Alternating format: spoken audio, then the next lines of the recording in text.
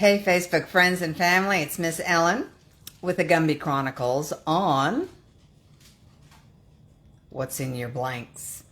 So if you're watching on replay, drop me a pen. And if you're watching live, just drop me some hearts or some likes or something that tells me, I see you, Ellen, I can hear you, you're fine. Back in 2010, April of 2010, I started a writing practice.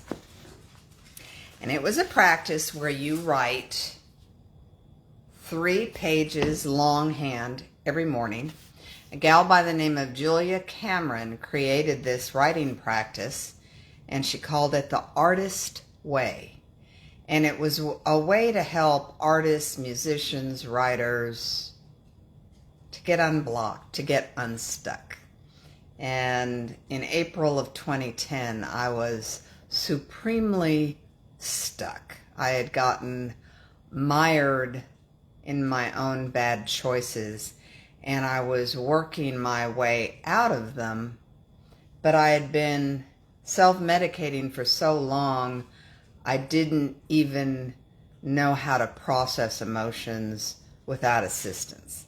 So it's 2010 and I had nothing to lose, and I started writing 3 pages. Let's do it, yeah. 3 pages every day. It's like a beautiful mind. So every morning when I'm on my game, I write 3 pages longhand in this journal. You don't have to use her journal, but in her journal she has writing prompts. So I've done this writing practice for the better part of these dozen years since. When I do it, I get so much value out of it. It's basically no more than a brain dump. First thing in the morning, clear your head of all the stuff. And it's amazing how I problem solve and get answers to problems I'm chewing on that I may not even know I'm chewing on. What am I going to do about this? Why do I always do this? It's like my counselor, my shrink. It's just a cool, groovy writing practice. I get most of my ideas for these videos from what comes out of my pen unbidden. And occasionally something she writes will just like gobsmack me, and I'm like, that's so good. So today, on today's pages I was writing, it said, the need to produce a great work of art makes it hard to produce any art at all. The need to produce a great work of art makes it hard to produce any art at all. So those of you that know I've been working on publishing a book for 10 years, this is me. My fear that what I produce will be dreck, that it will be so bleh. I feel like, what's the point of putting that out there? The world does not need any more bleh. It needs greatness. It needs... So I'm waiting for my book to be great before I launch it, which is ridiculous, because if it helped one person, that would be reason enough to produce it. So that was my first take when I read that. And then I thought, wow, I do it with everything. My need to be a great fill in the blank prevents me from blank all the time. So, for example, I have a beauty and skincare business that I'm really happy with, and I enjoy doing it.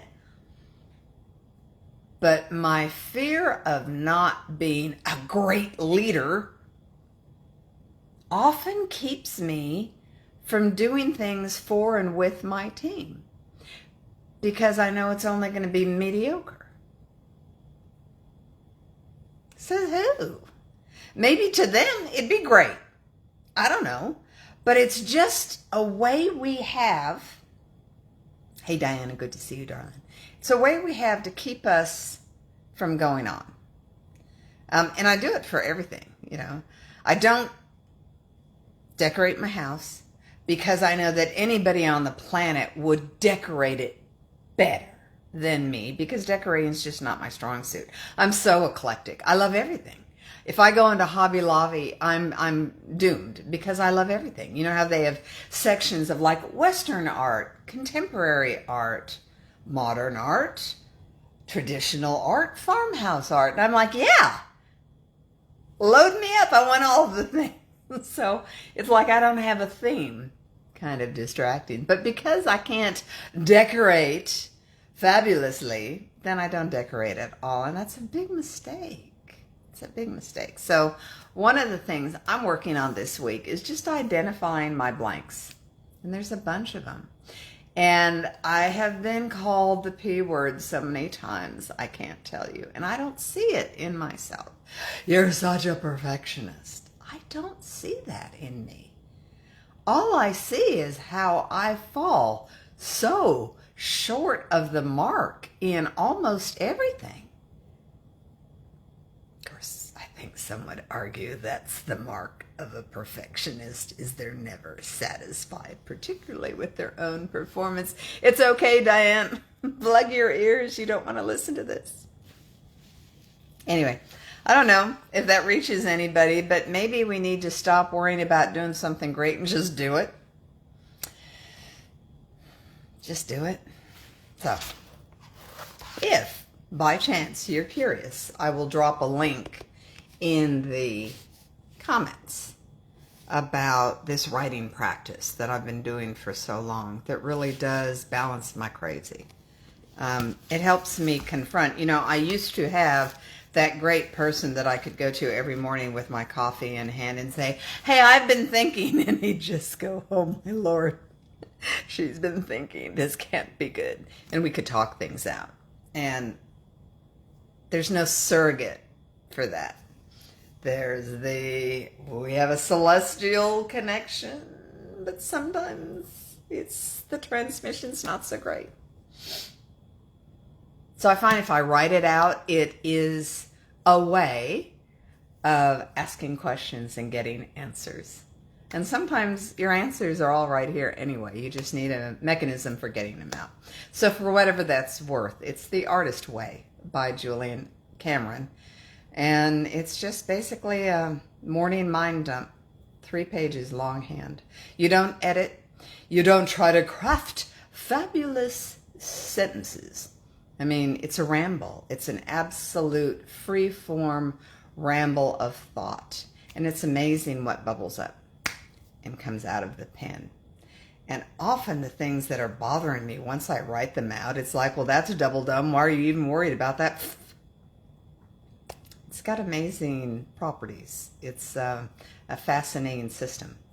I encourage it. If you're on any kind of journey to explore or find a next step or figure out what's next or to fill in your blanks, I highly recommend it. All right. Thanks for watching, because if you don't watch, I'm talking to myself. That's